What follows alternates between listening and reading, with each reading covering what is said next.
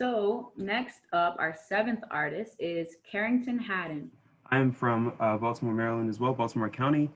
And I guess a couple of things I would like people to know before going into this. Disclaimer, I will turn off my camera during, and that is not a mistake, so don't freak out. And essentially what's gonna happen is I wrote this monologue and it came like, it just flowed out of me essentially because part of it is, the second half of it anyway, is exactly how I felt about voting. And joining this project initially changed a lot of how I felt about voting, like right off the bat.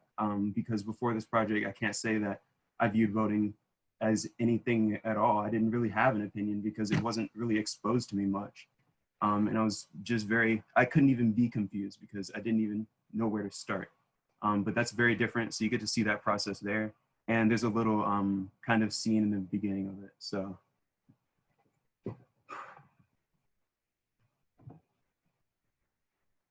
Good evening.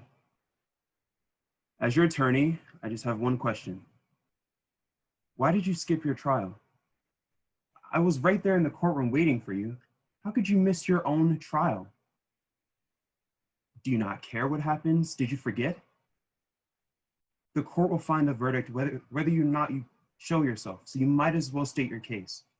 In fact, showing up is half the battle. Maybe you're just too busy. Too busy to have a say in your own future? What about your friend? Weren't you supposed to testify for them the other day? I don't know what's going on, but I'm sorry. I can't help you if you won't even put in the effort.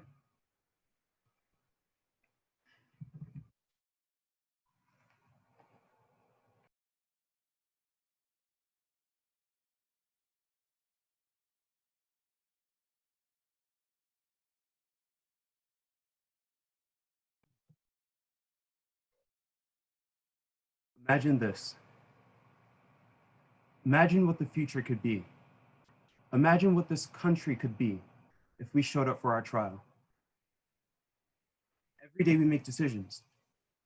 You know, I always thought my life was up to me. I always thought it was me, myself, and I always thought that with so much wrong in the world, how could I make a difference for anyone else? Everyone for themselves, I guess. Protecting my friends is about all I could manage.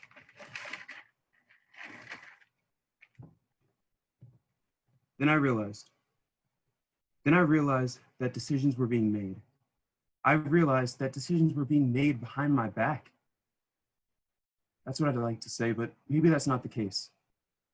These decisions were made right in front of me, but covered, masked, and disguised by a social aura that somehow let me believe that my voice didn't matter. Imagine being trapped behind a glass wall, passively watching while your own trial is being carried out before your eyes. If not your trial, then what about the trial of a closest friend? Every day, these decisions are being made. These decisions are being made for us, regardless of whether or not we choose to participate. When you have an issue, you speak out, you use your voice, you defend yourself, you state your case, and your voice is heard. Well, our voice is our vote.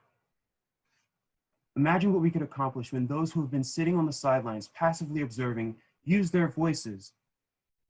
In this country, we have that right. In this country, we have a choice. In this country, we have a voice. And we'd be fools not to use it.